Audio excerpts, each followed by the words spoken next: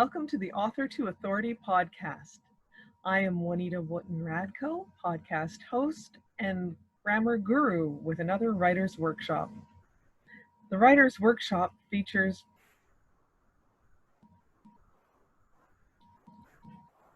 Hello and welcome to the Author to Authority podcast.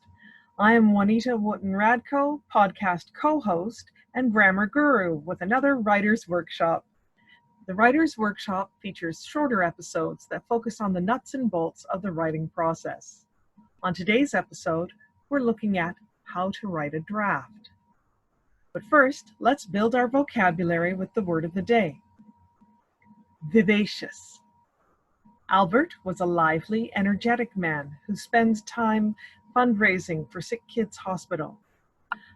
I admire his vivacious personality and dedication.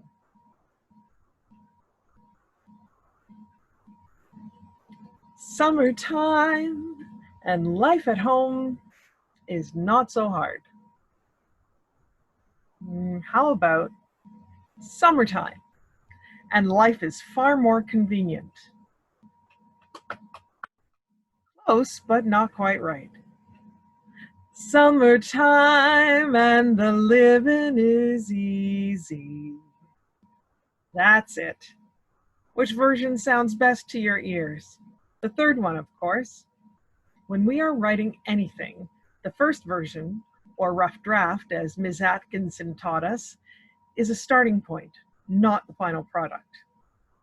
Your writing will be easier to read, flow more smoothly, and be more appealing to your audience by working with drafts. The first draft you write is not going to be pretty. In fact, I hope it's full of false starts, misspellings, and grammar mistakes. If it looks like a hot mess to your eyes, congratulations, that's what we were going for. A first draft is meant to capture your ideas as quickly as possible. Ideas are notoriously slippery creatures and prone to fly out of your head at the slightest interruption. While I love using a computer to write, I personally prefer pen and paper for my first drafts and idea captures. I have several notebooks that I use for my writing projects, poetry, and speeches. This episode's outline started out on a page torn out of a notebook. Writing on paper is the most immediate connection to the creative part of your brain. For me, handwriting switches me into the zone, where words and ideas flow freely. There's no load time, and paper allows me to play with my ideas easily, switching from sketches to symbols. Depending on the topic, some of my ideas are more visual. Using a pen and paper is the fastest and most flexible way to record them. The second reason I recommend handwriting your first draft is to reduce the level of distraction. Even with alerts switched off, the internet is always beckoning.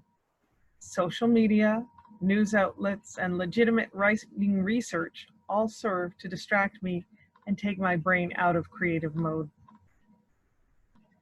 I even find that the red squiggles and blue underlines of my spell checker and Grammarly are enough to distract me when I'm not fully in the zone. My inner perfectionist takes over and I spend too much time fixing what I know I'm going to have to fix again later anyway. That's why I like handwriting in my first draft. Once you've captured your main ideas, call it a good day. Once you've captured your main ideas in your first draft, call it a good day's work and pour yourself a refreshing beverage.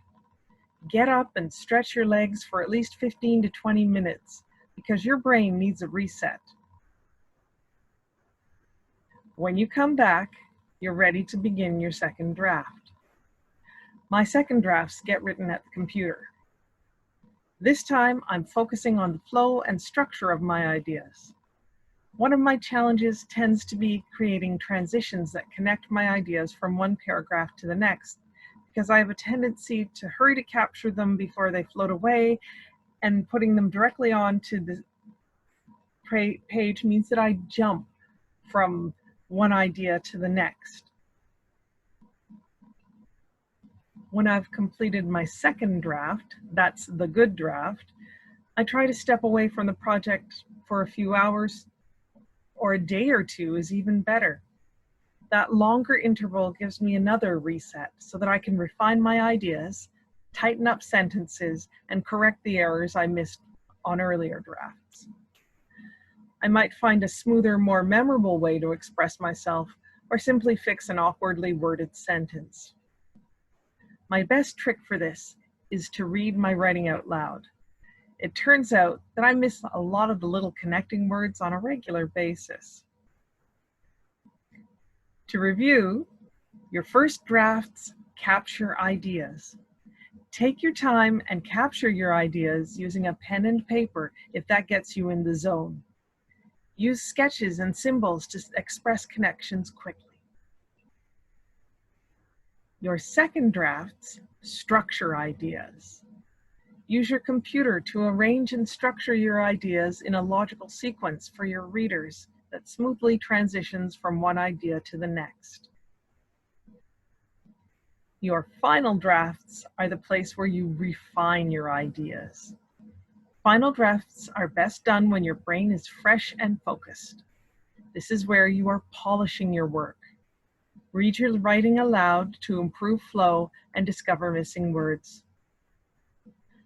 Don't be discouraged by the thought of writing multiple drafts.